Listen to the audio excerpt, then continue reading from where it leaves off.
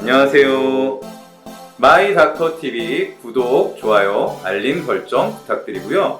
오늘의 주제는 해열 진통제와 소염 진통제 어떻게 다를까입니다. 오늘도 역시 친절한 가정의학과 전문의 임닥터와 함께 하겠습니다. 반갑습니다. 반갑습니다. 저는 원래 네. 그 진통제 이런 걸 잘 안 먹었어요. 네, 그냥 아프면 좀 참는 스타일이라서. 그래요. 네. 네, 네. 근데 이제 코로나19 시대가 되면서 네. 백신 맞고도 해열 진통제 먹는 게 좋다든지, 네, 네. 뭐 오미크론 인후통에는 뭐 소염 진통제를 먹어야 된다. 아, 이런 그래요? 얘기가 많아서. 그렇구나. 네네. 진통제도 이렇게 골라서 먹어야 되는 거야? 뭐가 네. 다르지? 네, 네. 뭐 이런 궁금증이 생겼어요. 그래서 네. 오늘 임닥터와 함께 진통제 네. 종류와 뭐 차이점 이런 걸 좀 살펴봤으면 좋겠습니다. 네. 저는 사실은 해열 진통제하고 진통 소염제 차이를 사람들이 궁금해하나 이런 생각을 했어요. 그랬어요? 네. 그런데 또 그 얘기를 듣고 주변에 물어보니까 좀 그 차이가 뭐냐 진짜 궁금했다 이런 분들도 좀 있더라고요. 아니, 그게 주된 원인이 네. 코로나 백신 접종한 다음에 네, 네. 타이레놀을 먹는 게 좋다. 네, 네. 다른 어떤 뭐 소염 진통제다. 그쵸, 그쵸. 그러니까 네. 왜 가려서 먹어야 되지? 그런 궁금증이 막 생기더라고요. 네. 그래서 그 차이를 어떻게 좀 말씀을 드려야 되나 좀 생각을 해봤는데, 먼저 생각해야 될 게, 어쨌든 진통제거든요. 그렇죠. 해열 진통제든 소염 진통제든 진통제인데, 그럼 진통제에 대해서 좀 생각을 해봐야 될 것 같아요. 근데 진통제가 크게 보면, 이제 양방적으로 보면 4종류가 있고, 또 넓게 보면 또 한 2종류가 더 추가되거든요. 그게 뭐냐면, 해열 진통제라고 아까 표현하신 네. 그런 약이 있어요. 대표적인 것은 이제 타이레놀이죠. 네. 아세트아미노펜이라는 성분에. 두 번째는 소염 진통제라고 불리우는 약들이 있어요. 그 다음에 세 번째가 뭐냐면 마약성 진통제가 있어요. 마약 성분의 약인데 그게 진통 효과를 갖는 거죠. 그 다음 네 번째는 이 통증의 종류 중에서 신경원성 통증이라고, 대표적인 게 대상포진이죠. 대상포진이 신경손상을 일으키잖아요. 그렇죠. 또는 말초신경병 이런 걸로 해서 신경손상에 의해서 통증이 생긴 경우에는 앞에 말씀드렸던 진통제도 쓸 수 있지만 이 신경손상에 의한 통증에 특화돼서 쓸 수 있는 또 이런 진통제들이 있어요. 대표적인 약들이 이제 뭐 가바펜틴, 뭐 프레가발린이라는 성분의 약들이에요. 네. 이렇게 크게 이렇게 진통제가 4종류가 있고 종류가 많네요. 네.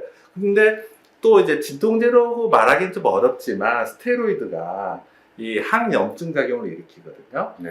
항염증이 작용이 있으면 염증이 가라앉으니까 통증도 가라앉잖아요. 그러겠죠. 특히나 이제 그 관절염 중에서 루마티스 관절염 이런 종류의 약들은 이런 스테로이드가 진통, 그러니까 결과적으로는 진통 효과도 가져오거든요.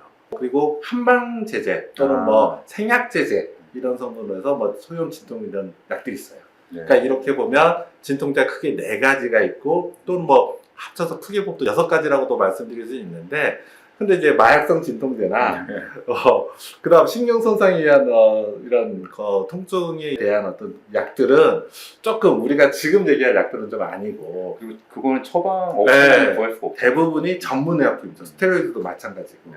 그래서 이제 우리가 약국에서 일반 의약품이라 해서 약국에서 바로 구입할 수 있는 진통제가 크게 보면은 해열 진통제하고 소염 진통제가 있다. 그러다 보니까 의약들이 뭐가 다르냐 이렇게 자꾸 묻는 것 같아요. 네, 저도 이제 생각해 보니까. 네.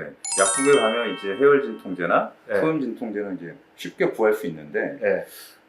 뭔 차이가 있을까 이런 게 그러네요. 궁금한 거죠. 근데 이제 일단은 그 보면 진통은 당연히 통증에 대해서 효과를 갖습니다. 네. 통증을 가라앉히는 약. 그러니까 둘 다 통증을 가라앉히는 약이라는 거예요. 그런데 그 약이 또 다른 효과도 갖는 거예요. 예를 들면 해열이라고 앞에 붙었는데 이거는 뭐냐면 열을 가라앉히는 거죠. 참고로 말씀드리면 오한이라고 하죠. 네. 열날 때 막 추운 듯이 떨리잖아요. 그렇죠. 그래서 뭐 우리나라는 그럴 때 뭐 이불을 덮게 하는데 외국에서는 뭐 이불을 벗는다 뭐 이런 얘기가 있죠. 어쨌든 이 오한도 발열, 즉 몸의 체온이 올라갈 때의 증상이에요. 이런 열을 낮추고 오한도 가라앉히는 효과를 해열 효과라고 하죠. 네. 네. 그 다음에 소염, 이거는 항염증 효과예요. 우리 몸에 생긴 염증을 반대하는 또 가라앉히는 효과를 갖는다는 거거든요. 그런데 이제 둘 다 이제 진통 효과는 갖는데 어떤 약은 소염 효과를 안 갖고 해열 효과만 갖는 거예요. 아, 그게 해열 진통. 네, 그래서 타이레놀, 그러니까 성분으로 아세트아미노펜인데 이 약을 이제 해열 진통제다 이렇게 구분해 놓은 거고요. 그다음 흔히 말하는 소염 진통제라고 하는 약들이 있죠. 네. 이 약은 그럼 해열 효과를 안 가지느냐? 이름만 보면 아닐 것 같아요. 아닙니다. 아, 그래요? 해열 효과를 가집니다. 아, 해열 효과도 가지는데. 더 정확히 말하면 해열 효과도 가지고 소염 효과도 가지고 진통 효과도 가져요. 오, 그래서 굳이 표현하려면 해열 소염 진통제라고 말해야 돼요. 그런데 좀 길잖아요. 네. 그래서 제가 추정하기에는 그건 너무 길고, 그러니까 소염 효과는 요 약만 있다. 그래서 아마 소염 진통제라고 말하는 것 같아요. 또 임닥터 말 들으니까 그렇게 좀 이해가 돼요. 네. 따지고 보면 해열 진통 효과는 다 있잖아요, 둘 다. 그렇네요. 네. 임닥터 설명을 들으니까 딱 알겠네요. 둘 다 해열 진통 작용이 있는데 네. 소염 진통제에만 소염 작용이 있다. 그럼 이제 차이점을 잘 알겠는데 네. 그냥 일반인의 입장에서 궁금한 거는 내가 아플 때 네. 어떨 때 해열 진통제나 소염 진통제를 먹어야 되느냐, 네. 또 증상에 따라서 처방이 달라지느냐, 그렇죠. 이게 궁금하거든요. 아, 그렇죠. 그러니까 그러면 보세요. 둘 다 해열 진통 효과는 다 있다는. 네. 그러니까 열이 났을 때는 둘 다 쓸 수 있다는 거예요. 아, 둘 다 복용할 수 있고. 열만 났을 때는. 그러니까 열이라고 보면. 그 다음에 통증이 있다. 내가 아프다. 몸이. 그때는 둘 다 사용이 가능해요. 그러니까 뭐 몸살이 났다든지. 그렇죠. 그런데 아까 봤지만 소염 진통제는 항염증 효과가 있다고 네. 했잖아요. 그러니까 관절에 염증 생겨서 관절염 때 어디 부딪혀서 타박으로 생기는 통증. 이럴 때는 진통 효과만 따지면 타이레놀도 쓸 수 있어요. 그런데 그 염증까지 줄이겠다 이러면은 소염 진통제를 써야 되는 거죠. 네. 그게 이제 첫 번째 차이라고도 볼 수 있어요. 그럼 두 번째 드는 의문이 제가 보기엔 있을 것 같아요. 둘 다 해열 진통 효과가 있잖아요. 그러면은 뭘 쓸 거냐? 그렇죠. 뭐 어떤 통증이 때 어떻게 열날 때는 그럼 어느 걸 먼저 쓸 거냐? 이런 고민이 들 수 있잖아요. 네. 그런데 대부분의 경우에는 해열 진통에서 첫 번째로 의사들이 권하는 약은 해열 진통제라고 말하는 타이레놀입니다. 아, 특별한 이유가 있을까요? 왜냐하면 부작용이 적거든요. 아, 부작용이 적다. 네. 아세트아미노펜이라는 약은 고용량을까지도 비교적 안전해요. 아, 이런 측면이 좀 있고, 그 다음에 이제 부작용이 대표적인 부작용이 간 부작용이거든요. 간독성. 그러니까 간이 안 좋을 수 있어요. 그래서 뭐 인터넷 보면 뭐 매일 술을 드시는 분이나 뭐 술을 드시는 후에는 타이레놀을 피하는 게 좋다 이런 말들이 좀 오거든요. 그럼에도 불구하고 비교적 안전해요. 그렇기 때문에 일반의약품으로 흔히 쓰이는 거죠. 그래서 우리가 통증이 있다 그러면 해열 진통제로 타이레놀로 먼저 약을 충분히 올리고 그러고도 통증이 지속되면은 소염 진통제를 쓰는 게 맞는 거죠. 이 약은 둘 다 쓸 수 있어요. 중요한 거는 둘을 같이 복용할 수 있다는 거예요. 아, 두 개를 같이 먹어요. 예. 그러니까 예를 들어 열이 난다. 그러면 당연히 부작용이 덜한 타이레놀을 먼저 드시는 거예요. 그런데도 열이 안 떨어진다.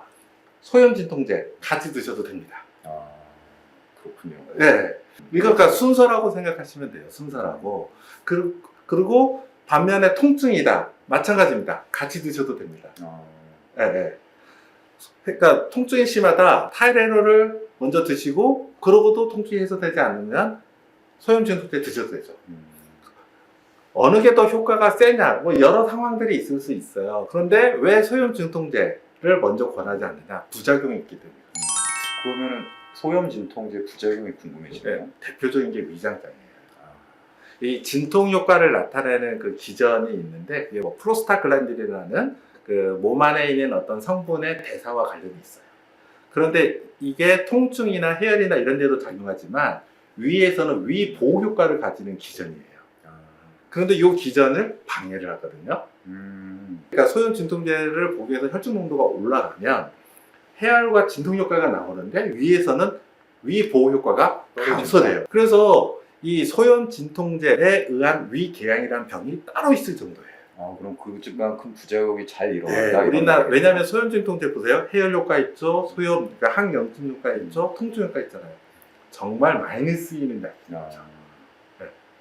그 많이 쓰이다 보니까 그 부작용들이 있는 환자들도 많아지는 거거든요. 그 외에도 뭐 출혈 경향도 있고요.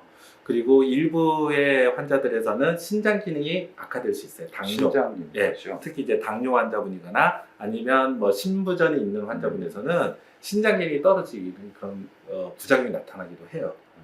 근데 약국에서 소염 진통제를 구입하셔서 복용하실 때는 저는 꼭 단기 복용. 얘를 뭐 하루 이틀 또는 뭐 길어도 3일 이렇게 복용해서 좋아질 정도면 뭐 될 수 있는데 만약 이 장기 복용 그 이상 복용하게 되면은 저는 좀 진료를 보시고 예, 하시는 게 좋다 이렇게 생각이 들어요. 그래서 이제 약을 장기 복용할 경우에 특히 이제 그 소염 진통제 같은 경우에는 이 위장 보호에 관련된 약을 추가로 하는 경우도 있고, 그 다음에 이제 전문 의약품 중에서는 위장 장애가 적은 소염 진통제가 개발됐고, 그리고 더 최소 이 부작용을 줄이는 약들이 계속적으로 연구되고 있거든요. 네. 근데 그게 이제 소염 진통제입니다. 네. 그럼 이제 위장 장애를 느끼거나 이러신 분들은 그냥 약국 가서 일반 의약품으로 소염 진통제 사는 것보다는 네. 병원에 가서 의사한테 처방을 받아서 그러니까 이게 이제 필요하겠네요. 소염 진통제를 어떻게 드시냐에 따라서. 그러니까 정말 제가 한 1년 만에 또는 1년에 한 번 아팠어요. 그래서 한 3일 내지 뭐 5일 정도 드셨어요.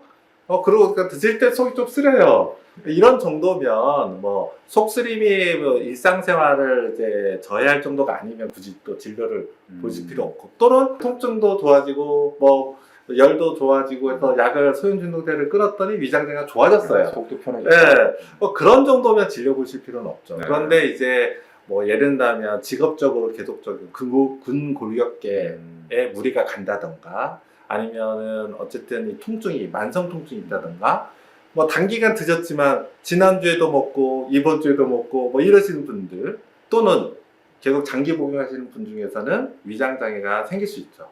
그런 분들의 경우에는 진료를 꼭 보셔야 돼요. 네, 잘 알겠습니다. 그런데 네. 또 궁금한 게, 네. 뭐 저 같은 경우는 진통제를 워낙 안 먹어서 걱정이 없지만, 네. 또 이제 조금만 아프고 뭐 열나고 그러면 또 약을 또 즐겨 드시는 분들이 있거든요. 네. 근데 그런 분들 보면 저러다가 내성이 생기면 아, 어떡하지? 뭐 이런 쓸데없는 걱정을 좀 하고. 아유, 근데 굉장히 많이 들어요. 네. 굉장히 많이 듣고 그때 걱정도 하시고. 결론적으로 말하면 이제 어쨌든 이론적으로는 타이레놀, 즉 해열 진통제, 그 다음에 소염 진통제 모두 둘 다 내성은 없는 것으로 되어 있어요. 아, 그래요? 네. 내성은 없는 것으로 되어 있는데, 문제는 이제 만성 통증을 유발하는 이제 병을 가지신 분들 중에서는 병들이 이제 진행하는 경우들이 있죠. 관절염 같은 경우가 대표적이죠. 네. 어쩌면 시간이 지나면서 진행하잖아요. 그러다 보면 통증을 가라앉히기 위한 약물의 요구량이 느는 경우가 많잖아요. 그래서 말씀하신 것처럼 내성이 생긴 거 아니냐 이렇게 많이 생각하시는 경우가 있는데, 사실은 대부분의 경우에는 내성이라기보다는 통증 자체를 일으키는 것이 더 심해지거나 진행되는 경우가 많다, 이렇게 말씀드릴 수 있을 것 같습니다. 제가 이해한 걸 정리해 보자면, 증상이 진행되면서 네. 요구량이 더 높아지기 때문에 네. 내성이 생긴 것처럼 오해할 수 있다. 그렇게들 많이 또 생각하시죠. 네. 네. 그렇군요. 네. 그러면 또 궁금한 게, 네. 이 두통, 치통, 생리통 이런 식의 통증들 있잖아요. 대표적으로 이제 광고가 나오죠. 네. 네. 근데 그 통증별로 네. 그걸 구분해서 먹어야 되는지. 그렇진 않고요. 그러니까 아까도 말했지만 해열 진통제, 소염 진통제 다 진통 효과가 있잖아요. 다 해열 효과도 있고, 그렇기 때문에 사실은 세 경우 다 타이레놀을 먼저 드실 수 있어요.